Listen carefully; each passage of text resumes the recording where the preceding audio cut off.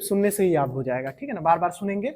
GK पढ़ने का सबसे बेहतरीन तरीका जो है वो क्या है, बार बार रिपीट, बार बार रिपीट, ठीक है ना, क्योंकि जीके बहुत सारा है और जीके में ऐसा नहीं है कि मैथ की तरह आप कंसेप्ट क्लियर कर लीजिएगा, एक बार आप पूरे कहानी को पढ़ लिए तो आपका पूरा कंप्लीट हो जाएगा, ऐसा कुछ भी नहीं है जीके में, ठीक है ना। हाँ, एक ओवरव्यू आपको मिल जाएगा कि क्या कहानी कब चला था, लेकिन वो कंप्लीट नहीं होगा। तो जीके आप बार बार पढ़िए, और हमेशा तो मिसलेनियस क्वेश्चन ही पूछा जाता है, इसके लिए इसको बार बार अच्छे से ध्यान से सुनिएगा। चलिए अभी आपको बताना है, संविधान के संरक्षक के रूप में सर्वोच्च न्यायालय का अधिकार विश्व के किस संविधान से लिया गया है? संविधान का, अमेरिका के संविधान से, ठीक है ना। भारतीय संविधान का संरक्षक कौन है, अभिभावक कौन है?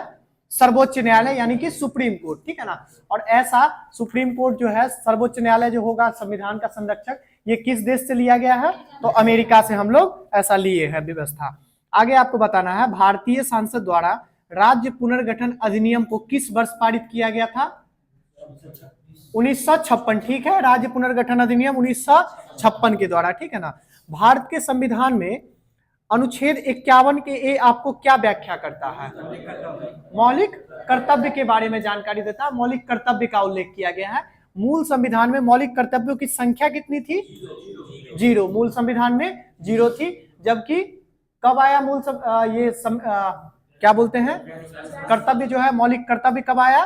तो 42वां संविधान संशोधन 1976 के द्वारा। कितना मौलिक कर्तव्य आया? 10 या 11? 10। और अभी वर्तमान में कितना मौलिक कर्तव्य है? 11 कर्तव्य है, ठीक है ना। जब आया था ये तो 10 मौलिक कर्तव्य था और अभी 11 हो गया। चलिए आगे आपको बताना है, लोकसभा में अविश्वास प्रस्ताव के लिए कितने सदस्यों की लिखित सहमति होनी आवश्यकता है? 1/3, 50, बिल्कुल सही है, 50। यानी कि जो कोरम होता है ना, जो गण पूर्ति होता है, वही संख्या आपको चाहिए किसके लिए? अविश्वास प्रस्ताव के लिए, ठीक है ना। किसी भी पार्टी को लेकर के, किसी भी सरकार को लेकर के आप अविश्वास प्रस्ताव लाना चाह रहे हैं तो कम से कम 50 जो है सांसद आपके पक्ष में होने चाहिए, तभी आप ला पाइएगा। और ये लोकसभा की बात है। संपत्ति का अधिकार अब किस प्रकार का अधिकार बन गया है? कानूनी अधिकार बन गया। संपत्ति का अधिकार अब कैसा अधिकार बन गया है? कानूनी अधिकार बन गया, विधिक अधिकार बन गया है, ठीक है ना। आगे आपको बताना है, भारत के संविधान के अंतर्गत किसी कम्युनिटी को किस आधार पर अल्पसंख्यक घोषित किया जाता है? यानी अल्पसंख्यक घोषित करने का आधार भारत में क्या क्या है? 2 धर्म है, नहीं जनसंख्या नहीं। एक तो भाषाई आधार पर अल्पसंख्यक घोषित किया जा सकता है, एक तो धार्मिक आधार पर किया जा सकता है, ठीक है ना। भाषाई और धार्मिक, यही 2 आधार है, बाकी कोई तीसरा आधार नहीं है, ठीक है ना। किसी विशेष धर्म को मानने वाले लोगों की संख्या अगर कम है तो उनको अल्पसंख्यक मान्यता दे दिया जाएगा, या फिर किसी भाषा को बोलने वाले लोगों की संख्या अगर कम है तो उनको अल्पसंख्यक माना जाएगा भारत में, ठीक है ना। भारतीय संविधान की प्रस्तावना में अभी तक कितनी बार संशोधन हो चुका है? 1 बार भी नहीं, 1 बार, बिल्कुल सही है। भारतीय संविधान के प्रस्तावना में केवल 1 बार संशोधन हुआ है, और वो भी संशोधन कब हुआ? 1976 में, ठीक है ना। 42वां संविधान संशोधन इंदिरा सरकार के द्वारा जो किया गया था, उसमें संशोधन किया गया, और संशोधन करके उसमें से कुछ घटाया नहीं, कुछ जोड़ा गया, ठीक है। 3 शब्द को जोड़ा गया था, और कौन है वो 3 शब्द? बिल्कुल सही है, यानी कि इसको क्रम में याद रखिएगा, ठीक है ना। अखंडता को जोड़ा गया था, और उसके बाद क्या जोड़ा गया था? सेक्युलरिज्म यानी कि धर्मनिरपेक्ष, ठीक है ना। और सोशलिस्ट यानी कि समाजवाद को, ठीक है ना। यही 3 शब्द जोड़ा गया था, इंटीग्रिटी, सोशलिस्ट और सेक्युलरिज्म, ठीक है ना। बताना है, भारतीय संविधान का कौन सा भाग मौलिक अधिकार के बारे में वर्णित करता है? मौलिक अधिकार भाग 3, ठीक है ना। पूरा 25 का 25 भाग सबको याद है ना? नहीं याद होगा तो इसको याद करवा देंगे, बहुत आसान है, ठीक है ना। और क्वेश्चन आता है उससे। बताइएगा, संविधान के किस अनुच्छेद के अंतर्गत पिछली जाति आयोग के द्वारा मंडल आयोग की नियुक्ति की गई थी? किस अनुच्छेद के तहत? तो 340 के तहत मंडल कमीशन का जो गठन किया गया था, उसमें किस अनुच्छेद का गठन हेल्प लिया गया था? 340 के लिए, ठीक है ना। मंडल कमीशन था किसके लिए? ओबीसीज के लिए, ठीक है ना, अदर बैकवर्ड क्लासेस के लिए था। आगे आपको बताना है, भारतीय संविधान किन्हें शोषण के विरुद्ध अधिकार प्रदान करता है? भारतीय संविधान किन्हें शोषण के विरुद्ध अधिकार प्रदान करता है? तो बच्चों और महिलाओं को शोषण के विरुद्ध अधिकार प्रदान करता है। किस अनुच्छेद में? 23-24 में, ठीक है ना। 23-24 तो हालांकि सबके लिए हो जाता है, 23 और 24, लेकिन विशेष करके बच्चाओं और महिला के लिए विशेष अधिकार है, ठीक है ना, आर्टिकल 24। आगे आपको बताना है, संविधान के किस भाग में कल्याणकारी राज्य की व्याख्या की गई है? भाग 4 में, ठीक है ना। डीपीएसपी वही भाग 4 कल्याणकारी राज्यों का व्याख्या उसी में किया गया है, ठीक है ना। और अनुच्छेद कौन सा है कल्याणकारी राज्यों के लिए प्रॉपर? 38, ठीक है ना, 36 में 38। आगे आपको बताना है, भले ही मंत्रिपरिषद सामूहिक रूप से लोकसभा के प्रति उत्तरदायी होता है, परंतु वह व्यक्तिगत रूप से मंत्री किसके प्रति उत्तरदायी होते हैं? राष्ट्रपति के प्रति, ठीक है ना। किसके प्रति? राष्ट्रपति के प्रति। और इसका अनुच्छेद याद होगा 75 का 2 और 75 का 3, ठीक है ना। अगर व्यक्तिगत रूप से जिम्मेदार है तो ऐसा किस आर्टिकल में वर्णित है? 75 का 2, ठीक है ना। और 75 का 3 है क्या? कि सामूहिक रूप से लोकसभा के प्रति उत्तरदायी होता है कौन? मंत्रिपरिषद।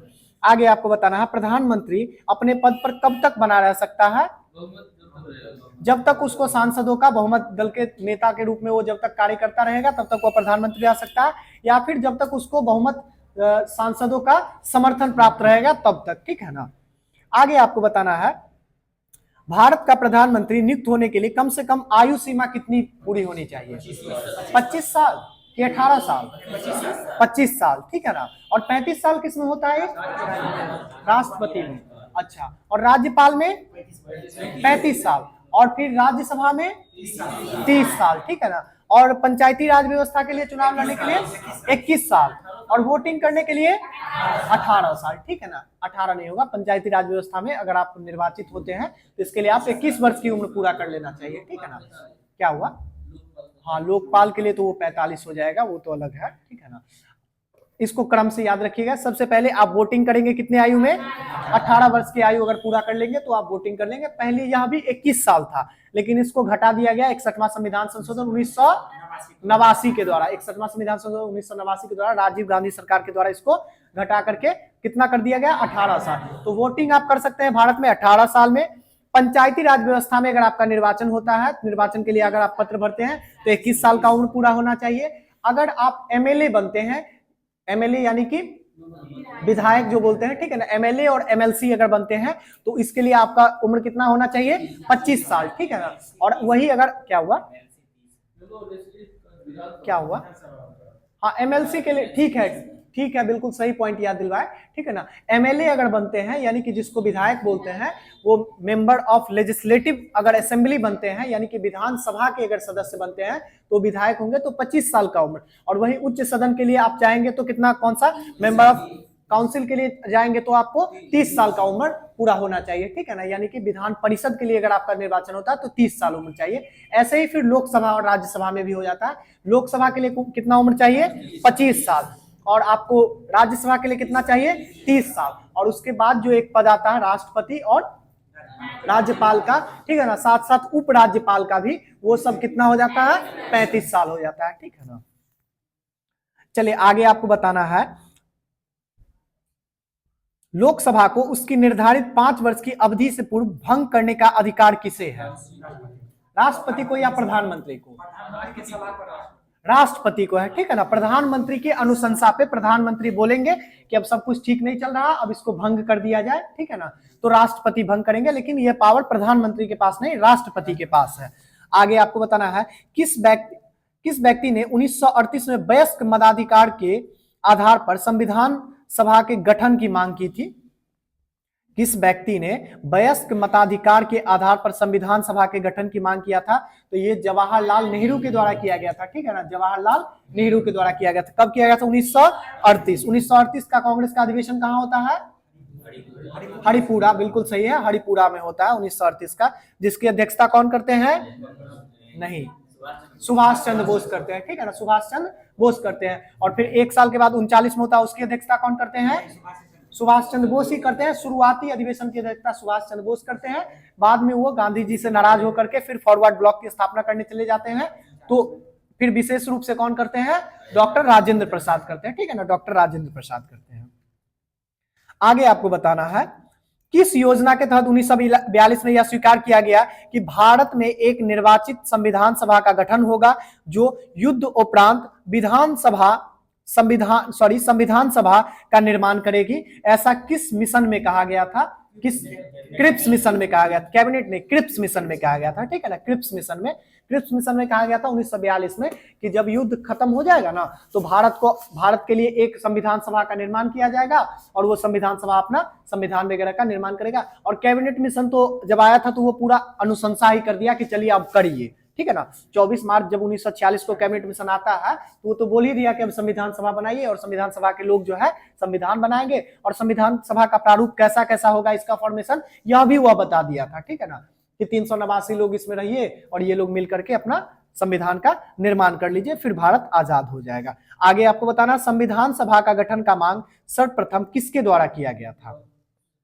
संविधान सभा का गठन का मांग सबसे पहले किसके द्वारा किया गया था? 1895 में बाल गंगाधर तिलक। बहुत अच्छा। संविधान सभा का सबसे पहला जो मांग किया गया था वो किनके द्वारा? 1895 में बाल गंगाधर तिलक के द्वारा किया गया था, ठीक है ना। 1895 में बाल गंगाधर तिलक एक और महत्वपूर्ण कार्य करते हैं, वो क्या करते हैं?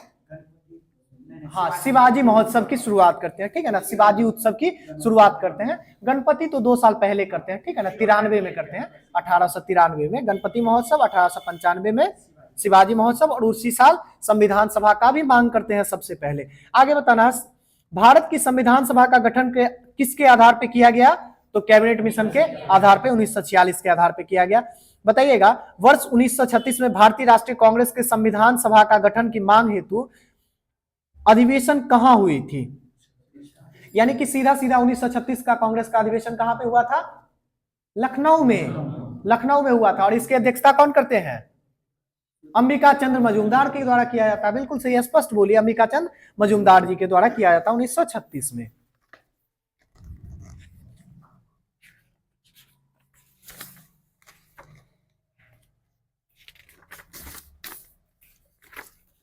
चलिए आगे आपको बताना है, राज्य भाषा विभाग किस मंत्रालय के अंतर्गत काम करता है? राजभाषा आयोग जो है, राजभाषा विभाग जो है वो किसके? गृह मंत्रालय। बिल्कुल सही है। राजभाषा आयोग किस मंत्रालय के अधीन कार्य करता है? तो गृह मंत्रालय, होम मिनिस्ट्री के अंतर्गत कार्य करता है। कौन सा संविधान संशोधन भारत में पंचायत राज के सुदृढ़ीकरण से संबंधित है? 73वां संविधान संशोधन 1992 में आता है। 93 से तो लागू ही हो जाता पूरा अधिनियम, ठीक है ना, पंचायती राज व्यवस्था का। आगे बताना है आपको, संविधान सभा की प्रथम बैठक 9 दिसंबर 1946 को डॉक्टर सच्चिदानंद सिन्हा को अध्यक्ष चुना गया था। प्रमुख राजनीतिक दल ने इसका बहिष्कार किया था, वो कौन सा राजनीतिक दल था?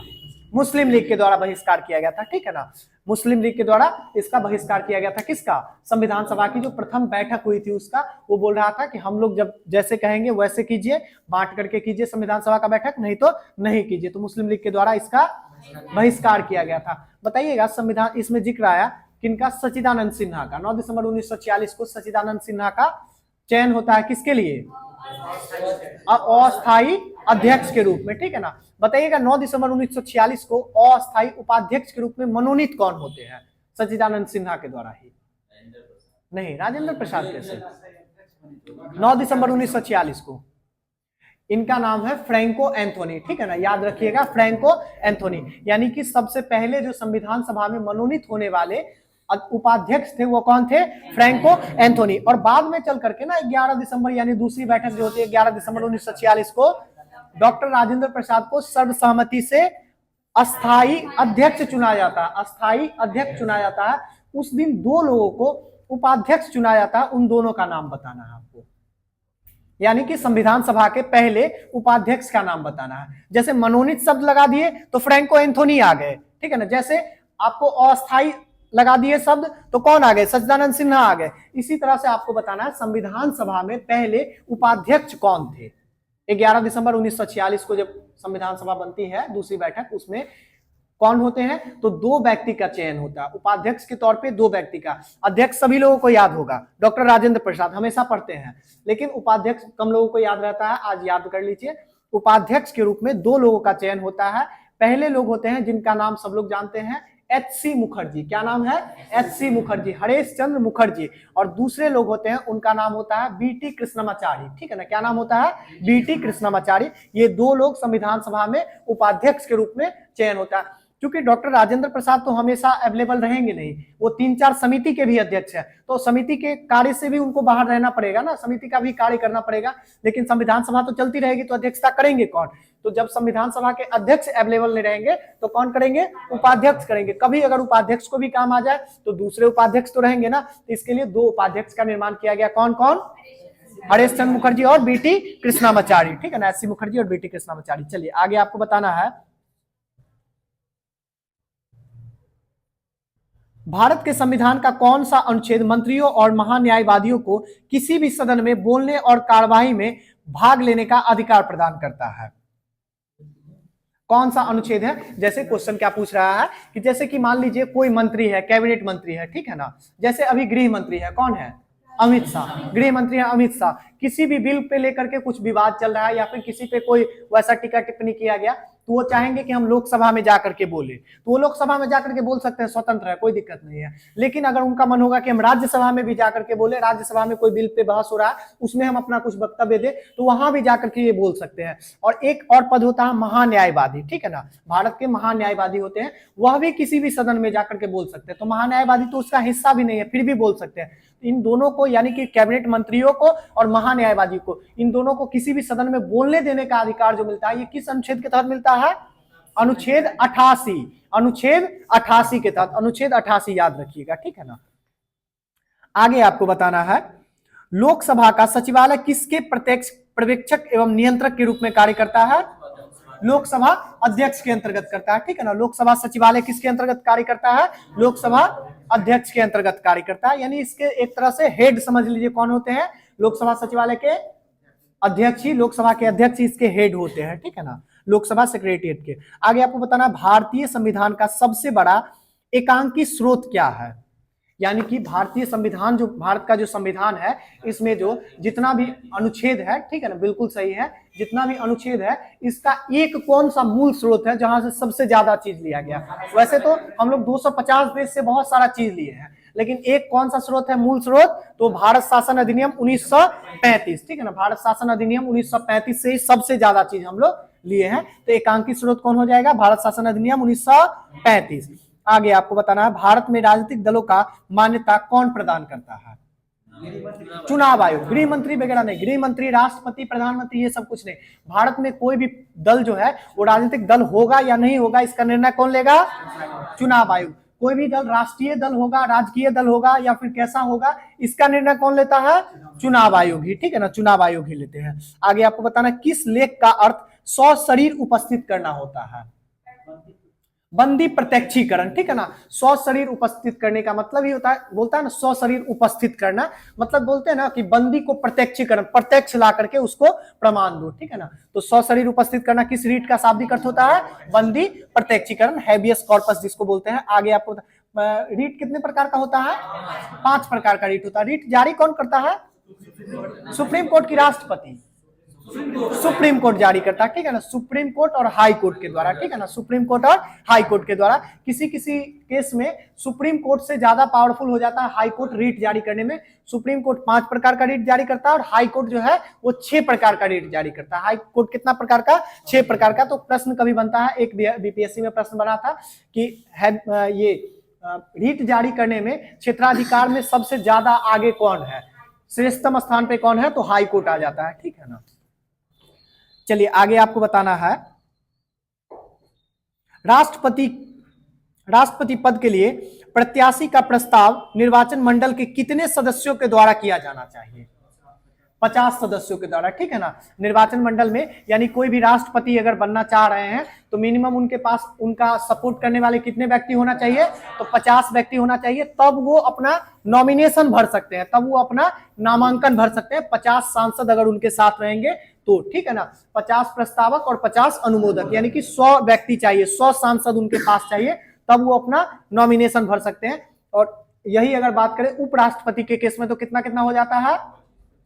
नहीं, 25-25 नहीं, याद रखिएगा 20-20। ठीक है ना, 25-25, जैसे हम लोग याद क्या कर लेते हैं कि उसमें 550, तो 550 का जो है 1/10, इसमें 50-50, तो उसमें उपराष्ट्रपति उसका आधा होता है, तो आधा कर लेते हैं 25-25, 25-25 नहीं 20-20 याद रखिएगा, उनको 20 प्रस्तावक और 20 अनुमोदक का जरूरी पड़ता है, किनको?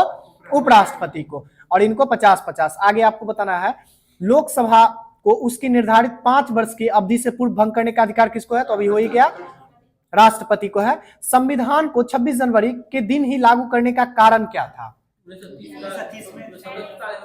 बिल्कुल, कांग्रेस, इंडियन नेशनल कांग्रेस के द्वारा जो है ना 1930 में जो है ना स्वाधीनता दिवस के रूप में मनाया था, और उस समय जो है ना कांग्रेस में संविधान सभा के लोग ही थे, मतलब कांग्रेस में के लोग ही संविधान सभा में थे, तो संविधान सभा का लोग का इच्छा था कि हम लोग जो 1930 से प्रयास करते आ रहे हैं इतने दिनों से, तो कम से कम हम लोग जो झंडा फहराए थे उस दिन को भी याद रखा जाए, तो इसी के लिए वो लोग क्या किए, 26 जनवरी का दिन चुने थे, क्योंकि वो लोग 26 जनवरी 1930 को ही झंडा फहराए थे, ठीक है ना। किस नदी के किनारे? रावी नदी के किनारे, ठीक है ना। तो उस चीज को याद रखने के लिए लाहौर में। आगे आपको बताना है व्यक्तिगत स्वतंत्रता के अधिकार को सुनिश्चित करने के लिए नागरिकों को कौन सा अधिकार दिया गया है? व्यक्तिगत स्वतंत्रता के अधिकार को सुनिश्चित करने के लिए आपको कौन सा अधिकार दिया गया है? मौलिक अधिकार, ठीक है ना। जिस मौलिक अधिकार का रक्षक कौन होता है? सुप्रीम कोर्ट या हाई कोर्ट? बिल्कुल सही है, दोनों होता है, सुप्रीम कोर्ट और हाई कोर्ट दोनों होता है इसका संरक्षक। आगे आपको बताना है भारत के राष्ट्रपति के विरुद्ध महाभियोग प्रारंभ करने का अधिकार किसे प्राप्त है? दोनों सदन को, ठीक है ना। कहीं भी आप महाभियोग की प्रक्रिया को चालू कर सकते हैं, ठीक है ना। और महाभियोग की प्रक्रिया होती किस पे है? राष्ट्रपति पे होती है, ठीक है ना। किस अनुच्छेद के तहत होती है? अनुच्छेद 61 के तहत होती है, ठीक है ना। इम्पीचमेंट अनुच्छेद 61। आगे बताना है संविधान का 65वां संविधान संशोधन जो है अधिनियम, यह किस प्रमुख विषय से संबंधित था? 65वां संशोधन जो है ये अधिनियम किस प्रमुख विषय से था? तो ये जो है ना अनुसूचित जाति और अनुसूचित जाति को आयोग को वैधानिक दर्जा देने के लिए, ठीक है ना। SC/ST आयोग की स्थापना करने के लिए था। SC/ST आयोग को जो है ना सरकारी तौर से मान्यता प्रदान करवाने के लिए किया गया था। 65वां संविधान संशोधन अधिनियम। आगे आपको बताना है मूल अधिकारों पर आवश्यक प्रतिबंध लगाने का अधिकार किससे प्राप्त है? ध्यान से सुनिए, मूल अधिकारों पर आवश्यक प्रतिबंध लगाने का अधिकार किसको प्राप्त है? नहीं, सुप्रीम कोर्ट ने सांसद को, ठीक है ना। सुप्रीम कोर्ट को नहीं, राष्ट्रपति को नहीं, सांसद को। मूल अधिकार पर जो है ना अगर कोई प्रतिबंध लगाना चाहता है, किसी मूल अधिकार को कम ज्यादा करना चाहता है, तो ये कौन कर सकता है? सांसद कर सकता है, ठीक है ना। सुप्रीम कोर्ट वगैरह नहीं कर सकता, सांसद कर सकता है। और राष्ट्रपति को इसके बारे में जो शक्ति दिया गया है, वो राष्ट्रपति क्या कर सकता है? तो राष्ट्रपति केवल और केवल कुछ दिनों के लिए निलंबन कर सकता है, मतलब उसको खत्म कर सकता है। लेकिन इसको सीमित करने का या फिर इसको बढ़ाने का जो अधिकार है वो किसके पास है? सांसद के पास है। राष्ट्रपति तो निलंबित ही कर सकता है ना, आपातकाल लगा करके उसको खत्म कर सकता है, लेकिन उसको बढ़ा घटा तो नहीं सकता है ना। बढ़ाने घटाने का कार्य कौन कर सकता है? सांसद के द्वारा, और वो भी संविधान संशोधन की प्रक्रिया को अपना करके। आगे आपको बताना है संविधान में कुल कितनी अनुसूचियां हैं? 12 अनुसूचियां हैं, ठीक है ना। 12 अनुसूचियां हैं, और भाग की संख्या कितना है? 22-25 में कंफ्यूज नहीं होना। संविधान में भाग की संख्या कितनी है? 22 भाग है, ठीक है ना। कितना भाग है? 22 भाग है। गिनती में कितना भाग है? 25 भाग है। गिनती में कितना भाग है? 25 भाग है। देखिए सबसे पहले याद कर लीजिए ये 22-25 होता कैसे है। संविधान में जब मूल निर्माण किया गया था, मूल संविधान में, तो उस समय हम लोग को 22 भाग मिला था, 1 से लेकर के 22 तक। गिनती में 1 से लेकर के 22 तक, 1 2 3 4 5 6 8 10 22 ऐसे करके मिला था।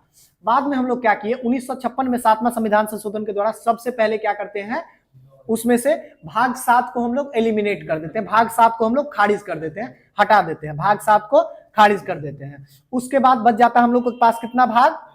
21 भाग। कितना भाग बच जाता है? 21 भाग बच जाता है। उसके बाद में संविधान संशोधन करते हैं, और बाद में संविधान संशोधन 42वां संविधान संशोधन के तहत हम लोग 2 भाग को जोड़ लेते हैं। कौन कौन से भाग को? तो 1 9 का क, 1 9 का क, सॉरी 9 का क नहीं, 9 का ख, 9 का ख, ठीक है ना। हाँ, जिसमें सहकारी समिति है, 9 का ख और 14 का क।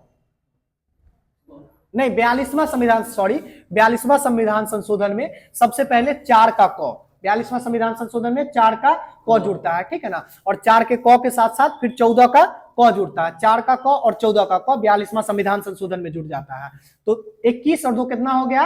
23, 21 और 2 23 भाग हो गया। इसके बाद बचता है 2 भाग और बचता है, वो कौन कौन सा भाग है? तो एक 9 का क और 9 का ख, तो 23 और 2 23 और 2 25, ठीक है ना। तो यही टोटल 25 भाग है इसी के लिए। तो ये सब क ख करके है ना भाग, यानी कि 23वां भाग अगर पूछेंगे आपसे क्या है 23वां भाग में, आप नहीं बता सकते हैं। भाग 23 में क्या है ही नहीं।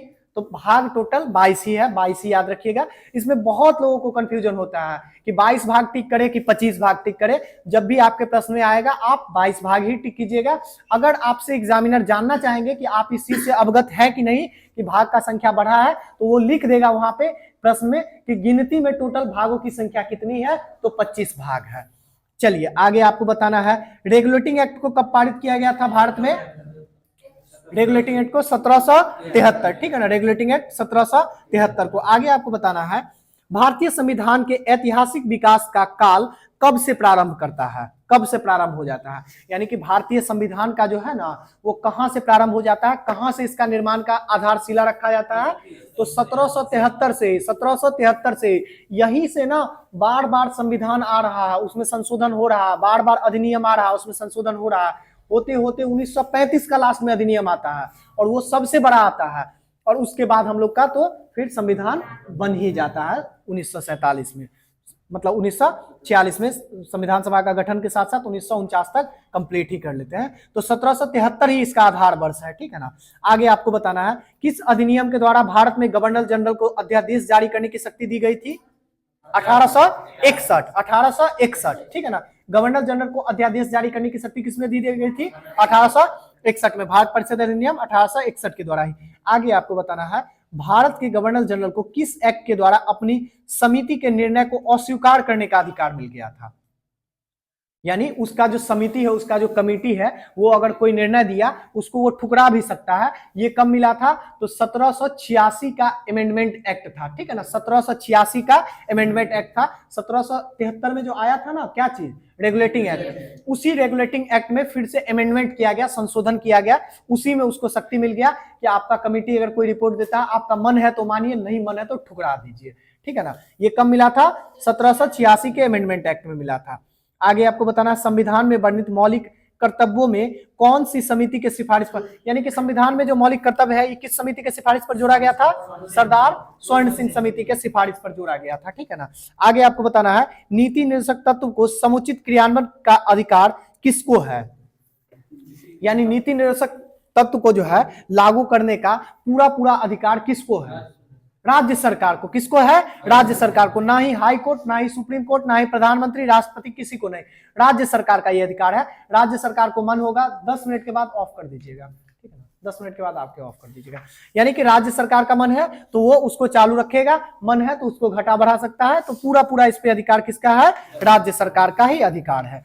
आगे आपको बताना है, भारतीय संविधान की 12वीं अनुसूची का संबंध किससे है?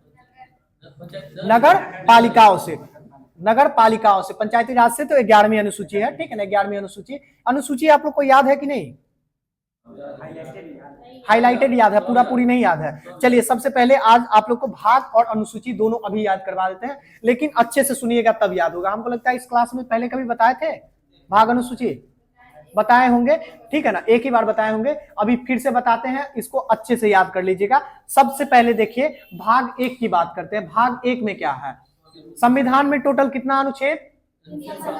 395। संविधान में टोटल अनुच्छेद कितना? 395। उसको अनुच्छेद 395 अनुच्छेद को व्यवस्थित ढंग से लिखने के लिए हम लोग चैप्टर बाय चैप्टर बना लिए। क्या बना लिए? चैप्टर बाय चैप्टर, यानी कि भाग बाय भाग बना लिए। तो 22 भाग में उसको डिवाइड कर दिए 395 अनुच्छेद को। वही अभी हम लोग याद करेंगे कि किसमें क्या चीज है, किस भाग में, यानी कि चैप्टर का हेडलाइन याद करेंगे कि पहला चैप्टर है वो क्या चीज से जुड़ा हुआ। तो सबसे पहले भाग 1 की बात करते हैं, उसके बाद अभी अनुसूची भी याद करवाएंगे। भाग 1 में बताइएगा सबसे पहले क्या है? भाग 1 में क्या है?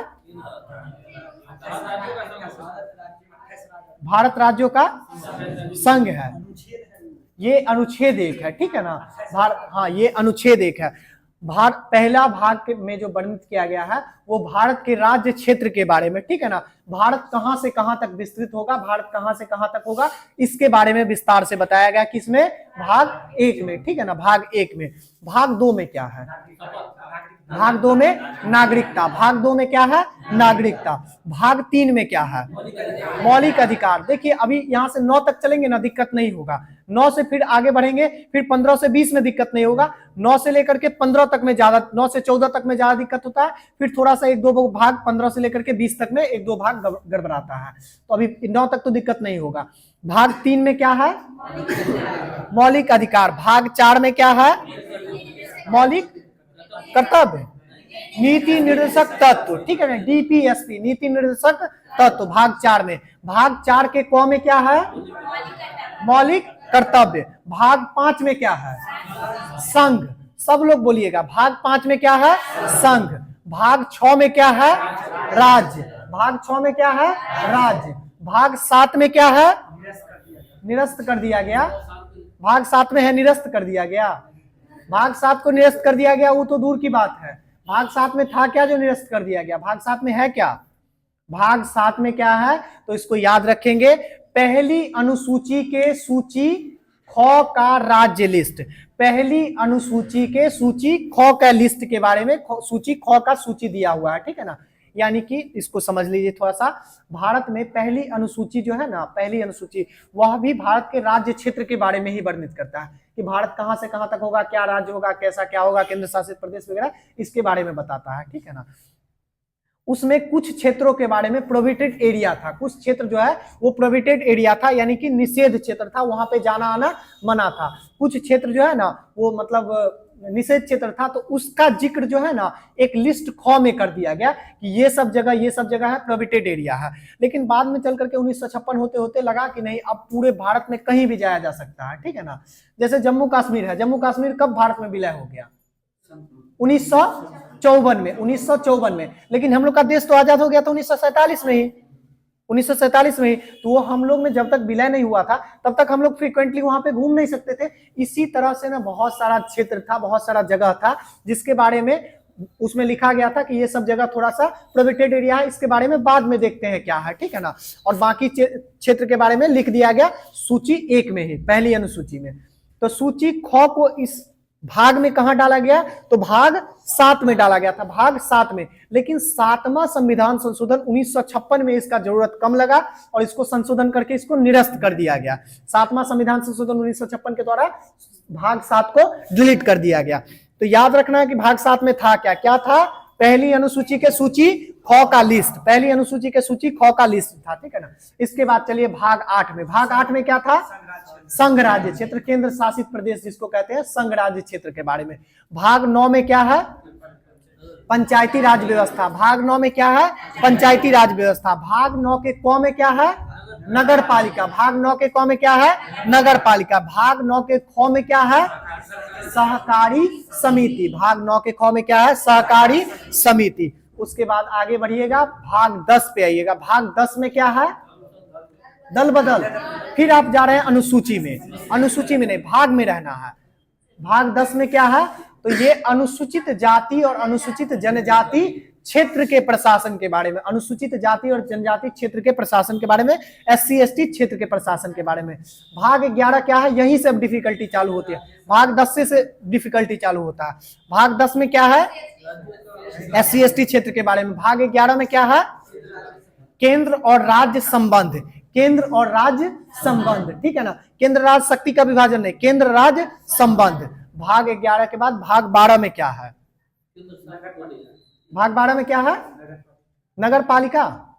फिर आप जा रहे हैं किसमें? अनुसूची में। अभी पूरा पूरी रहना है कहां पे? पूरा पूरी अभी कहां रहना है? अनुसूची को छोड़ करके भाग में। तो भाग 12 में क्या है? तो याद रखिएगा, वित्त, संपत्ति, संविदाएं और बाद।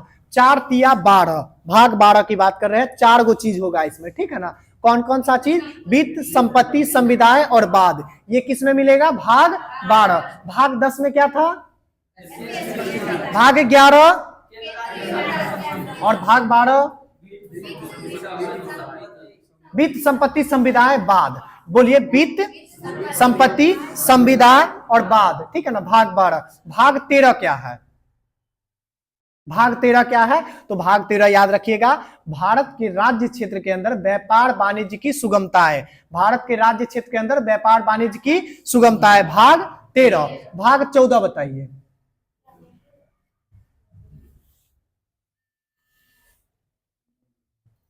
हेलो भैया, क्लास में है, 5 मिनट निकल कॉल करते हैं।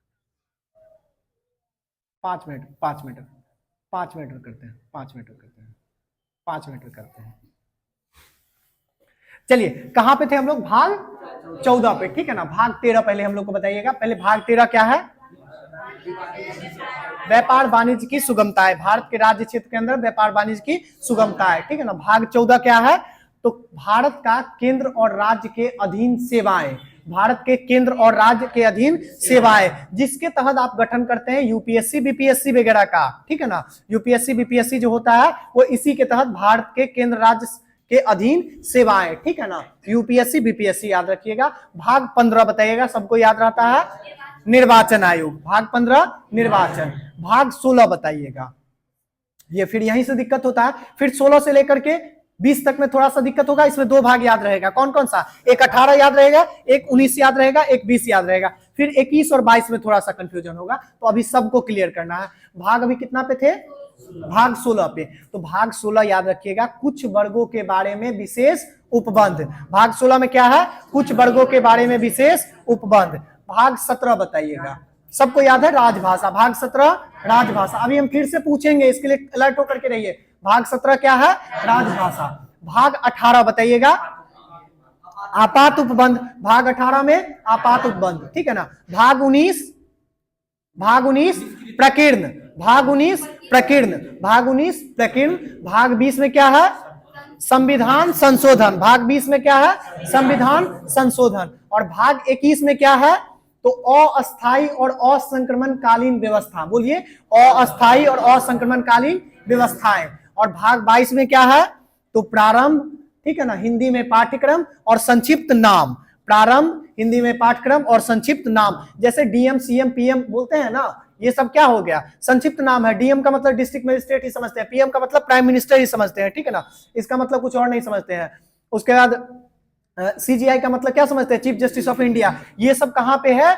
एसपी का मतलब सुपरिटेंडेंट ऑफ पुलिस समझते हैं। ये सब भाग 22 में लिखा हुआ है, ठीक है ना। एक बार फिर से रिपीट करते हैं और इसको एंड करते हैं। भाग 1 में बताइएगा क्या है? भारत का राज्य क्षेत्र के बारे में, ठीक है ना। भाग 2, भाग 3, भाग 4, भाग 4 का क, भाग 5, भाग 6, भाग 7। बहुत अच्छा, पहली अनुसूची के सूची ख का लिस्ट। भाग 8 केंद्र शासित प्रदेश, संघ शासित प्रदेश। भाग 9 पंचायती राज व्यवस्था। भाग 9 का क, भाग 9 का ख। भाग 10 एससी एसटी क्षेत्र का प्रशासन। भाग 11 केंद्र राज्य संबंध। भाग 12 4 तिया 12 बताए थे, 4 गो चीज, वित्त संपत्ति संविदाएं और बाद। भाग 13 बताइएगा, भारत राज्य के अंदर व्यापार वाणिज्य की सुगमता है। भाग 14 हाँ, संघ और राज्य के अधीन सेवाएं, यूपीएससी बीपीएससी। भाग 15, भाग 16 कुछ वर्गों के बारे में विशेष उपबंध। कुछ वर्गों के बारे में विशेष उपबंध, जिससे आपको विशेष राज्य का दर्जा वगैरह मिलता है, ठीक है ना। कुछ वर्गों के बारे में विशेष उपबंध, ठीक है ना। भाग 17, भाग 17 राजभाषा। भाग 18 आपात उपबंध। भाग 19 प्रकीर्ण। भाग 20 संविधान संशोधन। भाग 21 अस्थायी और संक्रमणकालीन नीतियां। अस्थायी और असंक्रमणकालीन नीतियां। भाग 22 संक्षिप्त नाम, हिंदी का पाठ्यक्रम, ठीक है ना। और प्रारंभ, ये किसमें है? भाग 22 में है। यानी कि आप लोग को 1 से लेकर के 22 तक का भाग याद तो हो गया है। क्या हुआ? भाग 13, भाग 13 क्या है बताइए आप लोग? भारत के राज्य के अंदर व्यापार वाणिज्य की सुगमता है, ठीक है ना। भारत के राज्य क्षेत्र के अंदर व्यापार वाणिज्य की सुगमता है। एक बार आप जाइएगा किसी बुक से या फिर इंटरनेट से सर्च करके आज 22 भाग को फिर से एक बार पढ़ लीजिएगा, यह जीवन भर के लिए आपका आत्मसात हो जाएगा। चलिए आज क्लास यहीं पे एंड करते हैं, कल से फिर देखते हैं।